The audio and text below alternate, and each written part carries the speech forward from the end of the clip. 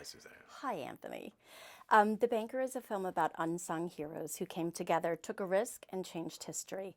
Tell us about your character and his place in this amazing story and what drew you to the role. Well, I play Bernard Garrett. He's a young man with a dream, a very important dream. Grew up in Texas. He moved out to California to follow his dream. He wanted to become a real estate mogul. And living in the South, he realized at that point in time, in the 40s and 50s, that the West was the way to move. That was the land of opportunity. So he got out to California, realized it wasn't much different than Texas. So he decided to come home and make a difference for the people like him who had a dream. The Banker takes place in the 1960s, or from the 30s to the 60s, Jim Crow era. But in many ways, The Banker is just as contemporary, relevant, and relatable today. What would you like audiences to take away? That financial discrimination is real. There are communities, there are people in this country that aren't allowed the same opportunities as other people. It's hard to build up a neighborhood or develop a group of people without finance. And the banks control that finance. So if I want to start a business, I have to go to a bank to get that money, or I have to find someone who's willing to lend that money. If no one's willing to lend that money, I can't start that business. So certain neighborhoods, certain groups of people are being impoverished on purpose, and we need to support and build up those neighborhoods and those people. We've just finished celebrating Black History Month, and The Banker tells the story of an important piece of Black history. Though it's inspired by true events, the central story of the film is largely unknown. Why do you think it's taken so long to hear it, and how does it feel to be telling it now? First, it feels great. George Nofi, who wrote and directed this film, we did Adjustment Bureau together 11, 12 years ago. And his editing assistant, Joel, told us this story that he had heard. And at that moment, I was in. I was blown away by the charisma, charm, the designated pride of this man who wanted to change his life for his son, for his family, and was willing to do it by any means necessary. So I was just really excited about it. I was really blown away by the idea of someone not taking no for an answer. And I think it's important to tell, and we need more of those stories, not just from every aspect of our culture, because America's a great melting pot. So we need to tell those stories of this melting pot, not just one aspect. It's like a gumbo. You don't want to just hear about the rice. You want to hear about the roux. You want to hear about the seafood. You want to hear about the spices. You want to hear the whole story of that gumbo. So I think this story, though it's not a jumping off point or a starting point for that, because there's been many more dynamic, amazing stories told before this one, I think it's one in a long line of those stories that people get to enjoy and see and learn more about American history and culture. This story is an entertaining movie about a group of folks that defied all of the odds to beat a system that had been stacked against them. But talk about the humor in the film and the dynamic between you and Sam.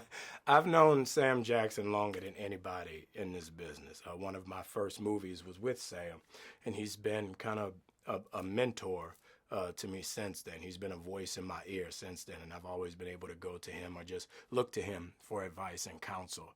And for me to get him to be a part of this movie, it was a huge, I feel, get for me. It was a huge feather in the hat of my career, because Sam doesn't have to do anything. He only do projects that he believes in, and he saw this project and he believed in it. And because of that, we were able to get Nia Long, who is a phenomenal actress and someone who has not only left her mark on this business, but someone who is appreciated and respected by a large group of women in the world today because of the way she presented women in all the projects that she's done. And Nicholas Holt, who's at the beginning of his career, but at the same time has given a lot to the business of film as far as great performances. I feel like to put the four of us together is kind of like the perfect storm. And when you get four people together who really appreciate, respect, and have fun with each other, the comedy of the situation is always going to come out. No matter how good or how bad, certain things are always funny. you know, and with this movie it's no different. I feel like as bad and as bleak as things might have felt, at certain times you have to laugh to stop from crying. You have to laugh to just realize how ridiculous the situation is that you're in. So I think that bleeds through into the movie perfectly. Excellent. Can you talk about a memorable experience or anecdote from filming? Anything that really stood out, a story that you want to share? Uh, there was one day we were shooting, and it was all of us were on set. We were out by this jail out by the water in San Diego. I don't know, outside of California somewhere. But it was this beautiful landscape and this beautiful scene and this beautiful area, and there was this jail. So I'm like, wow, these must be the luckiest prisoners on earth. Like, they get to look out at this sunset every day, and like everybody was so nice. But there were these like seals or walruses or something, and every time we would talk, the seals would answer us back.